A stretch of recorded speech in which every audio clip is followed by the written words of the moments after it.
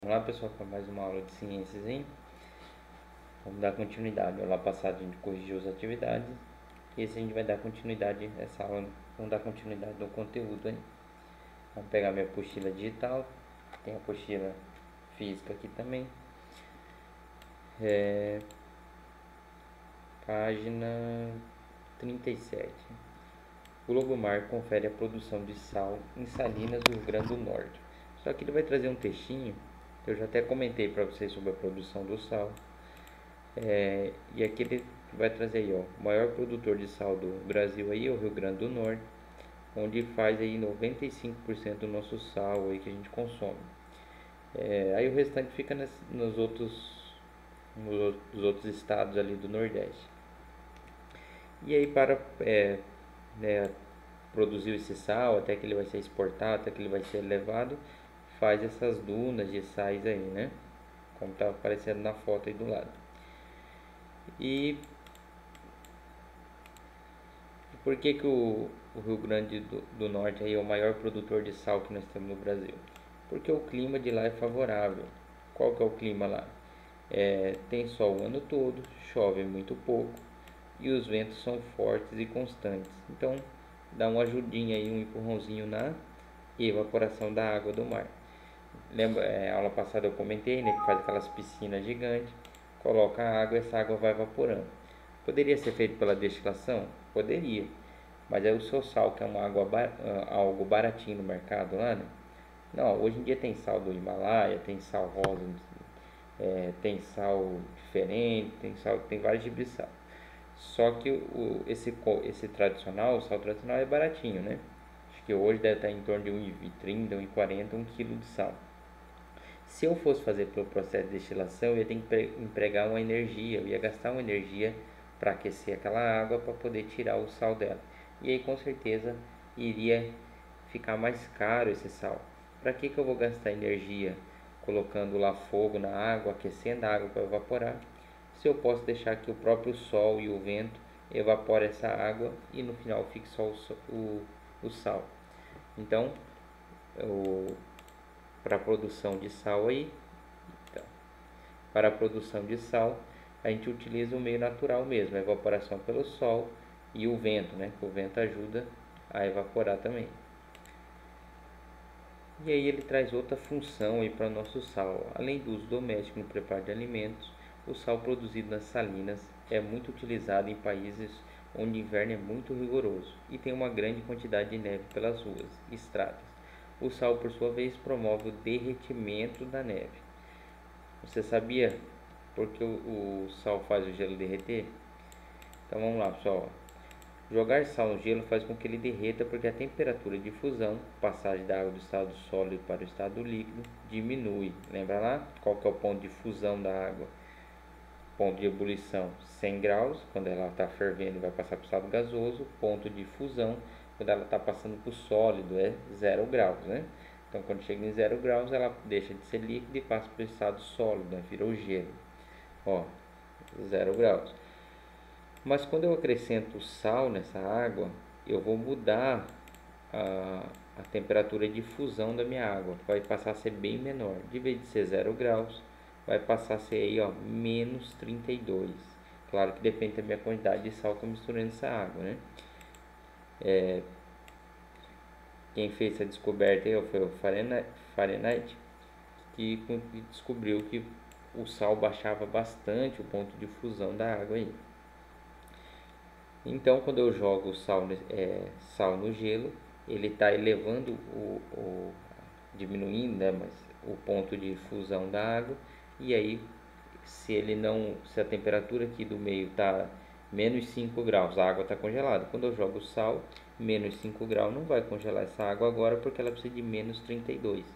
E aí não vai congelar. Então, vamos recapitulando. Ó. Quando eu misturo sal na água, o ponto de fusão passa para menos 32, ou seja, para congelar essa água agora, eu vou ter que levar a temperatura para menos 32 graus, para daí poder congelar, o que na maioria dos países não chega a essa temperatura. Então quando eu jogo o sal nesse gelo, vai derreter o gelo, porque a temperatura geralmente está menos 5, menos 10, menos 15, mas dificilmente menos 32.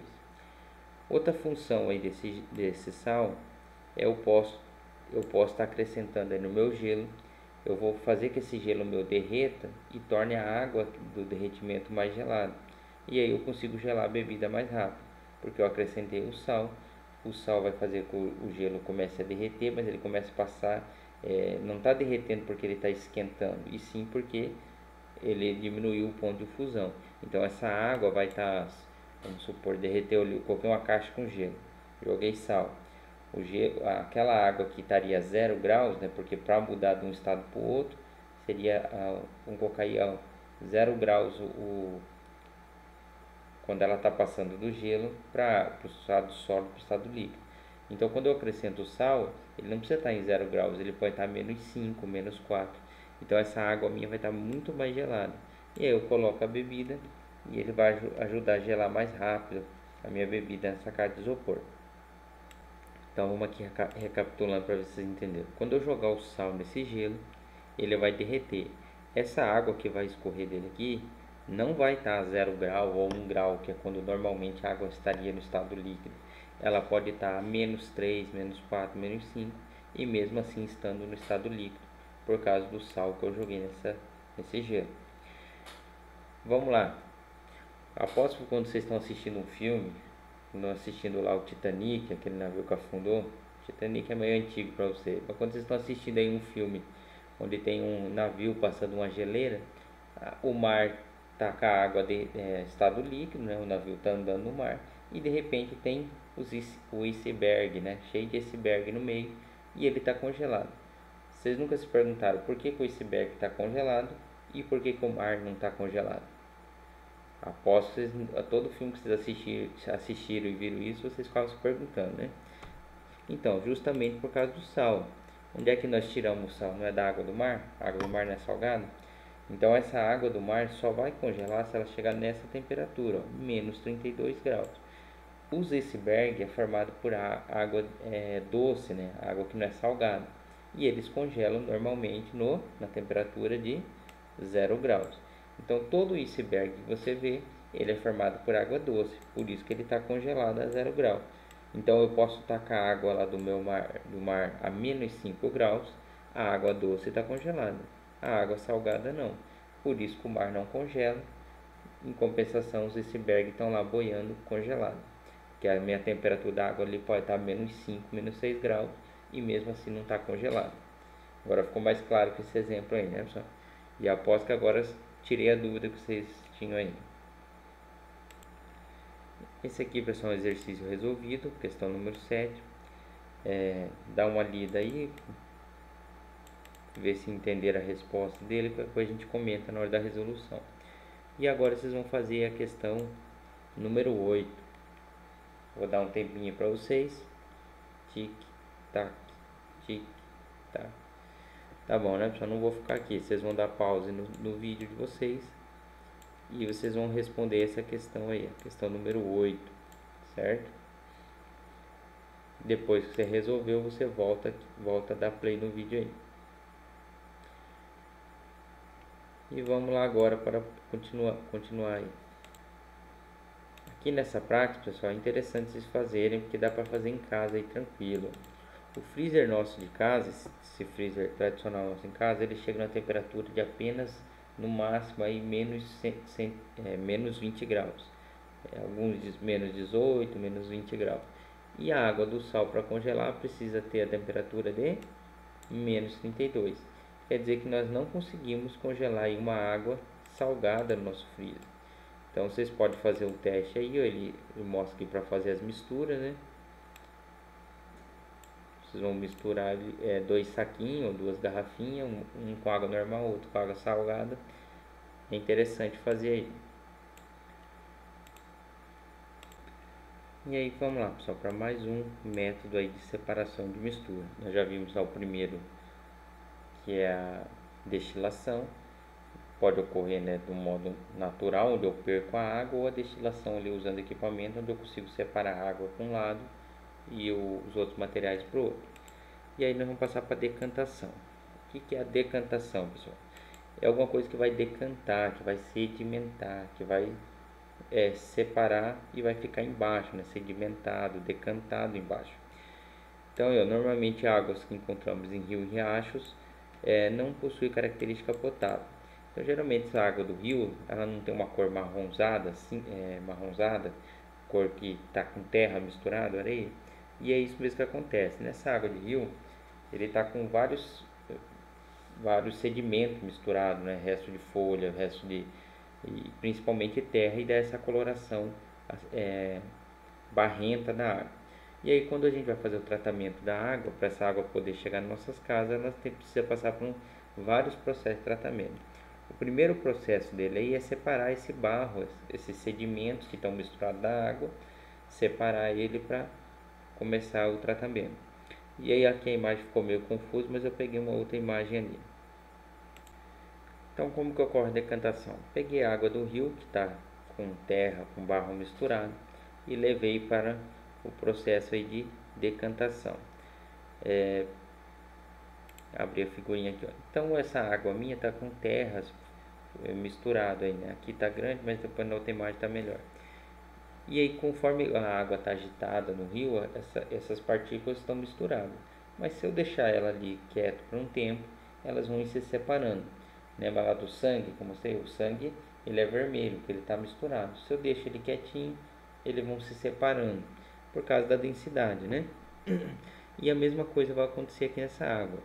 Se eu deixar ali quietinho, esses sedimentos vão se sedimentando aqui no fundo, e aí eu fico com a minha água não limpa ainda, né? Precisa passar para os outros tratamentos, mas eu separo os grandes moléculas aí que estão misturadas na água.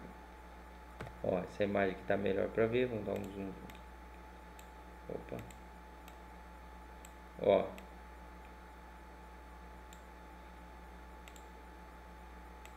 Tenho lá terra misturada na minha água, deixei ele quieto um tempinho, ele vai sedimentar todo no fundo. Aí eu tiro a água aqui por cima, eu tô com a água sem o sedimento que antes estava misturado nessa água. Então vamos lá, sedimentação ou decantação, são sinônimos, né? Mas vamos pegar o nome decantação, eu vou deixar ele decantar, ele sedimentar, ele abaixar essas partículas maiores, e aí eu fico com essa água em cima sem as partículas. E aí eu posso tirar. E aí vai para os outros processos, né? Filtração, depois tem coloca o cloro, mas aí nós não estamos voltados aí para tratamento de água, e sim para separação de mistura. Então, decantação é quando eu deixo ele lá, essa água sem movimentar, parada, e as partículas vão se sedimentando no cano, no fundo, né? E aí na parte de cima eu tenho água mais limpa. E aí nesse processo eu vou ter a floculação. Eu poderia deixar essa água lá um tempo parada, ele ia sedimentar. Só que o tratamento precisa ser mais rápido, né? Senão a gente não teria essa grande quantidade de água tratada que as cidades precisam. Então, para apressar, para agilizar esse processo de decantação, nós misturamos aí um produto chamado de sulfato de alumínio, que ele vai fazer a floculação. O que é a floculação?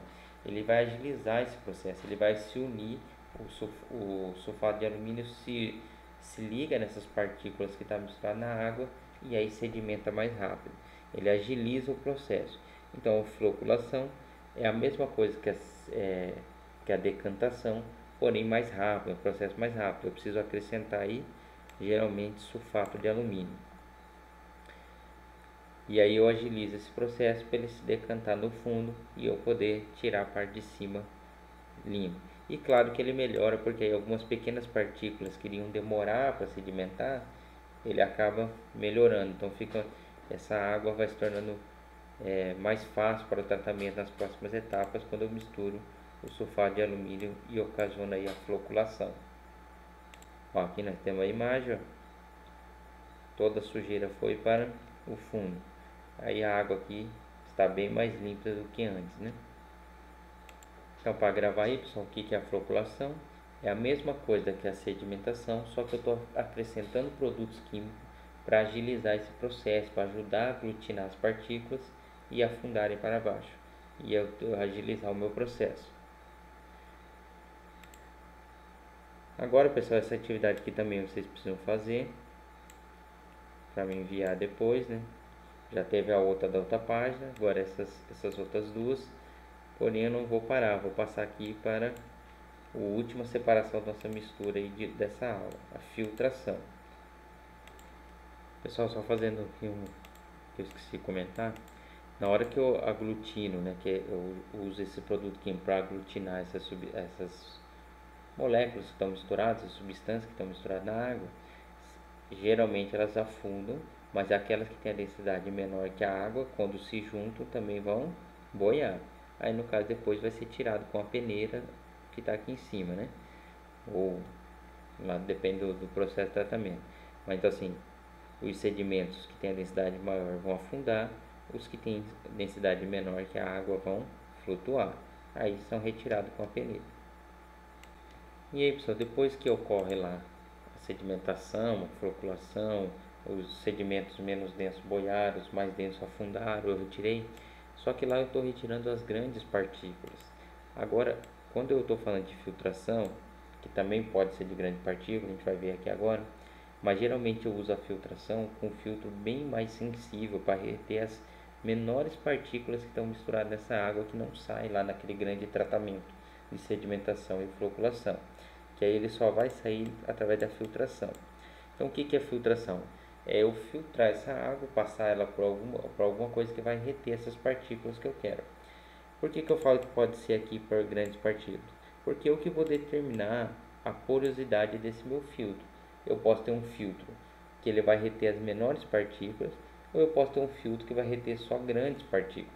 Por exemplo, vamos pegar a peneira da sua casa, essa peneira que a gente coa suco, coa chá em casa. Ele possui uns buraquinhos grandes, mas eles seguram grandes partículas, as pequenas passam. Tanto que depois que você coa um chá, você olha lá que ainda tem sedimentos do chá no seu sedimentos do chá no seu chá que você vai tomar. Se eu quero uma filtração mais eficiente, eu preciso diminuir o tamanho desses poros. Aí, por exemplo, aqui ó, tem o filtro do coador de café. Os poros são bem pequenininhos, por isso que acaba ainda passando um pouquinho de borra do café, mas a maioria, em 98% da borra do café, fica retido nesses poros, né? Que eles não conseguem passar por esses poros, apenas a água que passa. E assim eu posso ir diminuindo. Aqui ainda os poros são grandes. Eu posso ter esse filtro aqui, ó. Os filtros que hoje é pouco usado, esses filtros de barro, mas nós temos aqueles filtros naquelas torneiras que ficam acoplados na torneira. Então o filtro dele é bem semelhante, é o mesmo filtro. Vou passar para cá para não tampar. Pera aí. Então esse filtro ele vai ter uma porosidade bem fininha que vai reter aí quase que a maioria das moléculas que estão dissolvidas na água, chegando aí em alguns casos, dependendo do meu filtro, reter até boa parte de bactérias. Algumas bactérias que são maiores acaba sendo retida, geralmente tem essa camada de prata que ajuda a neutralizar as bactérias, e retém muito ovos de protozoário. Por exemplo, se na sua água está misturado lá ovo de lombriga, esses filtros aqui, o ovo da lombriga não passa nesses filtros, porque o filtro é menor, os poros do filtro é menor do que o ovo da lombriga. Lembrando que um ovo de uma lombriga já é microscópio, eu só consigo ver com microscópio. Então é para você ver como é que é a porosidade desses filtros, são bem mais pequenos. É claro que quando você vai comprar o filtro, lá ele fala a porosidade, lá é tratado em micro, né? Então segura substâncias maiores de 20 micros, maiores de 30 micros, maior de 40. Aí depende do filtro que você está comprando. Geralmente a maioria dos filtros, esses de caseiro, que é para esses filtros de casa, para esse filtro de barro, geralmente ele retém partículas maiores de 20 micros. Então, pessoal, recapitulando aí, a filtração é eu fazer a filtragem através de alguma substância, algum material que eu vou fazer a filtragem. E aí eu que vou determinar o tamanho do poro que eu quero fazer a filtragem. No café eu não preciso de uma filtragem tão eficiente. Agora na água que eu vou tomar, eu preciso de uma filtragem bem eficiente, retendo a maioria das partículas. Quando você vai coar um chá, as partículas já são maiores. Eu faço a filtragem, mas no material onde o espaço entre os filtros é bem maior, onde passa pequenas substâncias ainda. E por que é importante na água? Porque Por mais que a água tá lá transparente, bem limpinha, às vezes tem muitas pequenas partículas misturadas e eu preciso reter através da filtração. Dá um exemplo prático aí, ó. Se eu tenho uma água, areia dissolvida nessa minha água e quero fazer a separação através da filtração, eu posso pegar uma malha onde não seja tão grossa, não tão fininha a trança das linhas, eu vou fazer a filtragem. Alguns grãozinhos de areia ainda vão passar e depois eu faço a filtragem num tecido que seja mais a porosidade dele seja menor ainda. Eu vou ter uma água quase que livre dessa areia através da filtração. Ou mesmo aqui, ó, no filtro do café, se eu pegar uma água com areia e colocar no filtro do café, a areia fica retida no filtro, a minha água passa. Lembrando que esse filtro de café aqui nada mais é do que um papel poroso, né?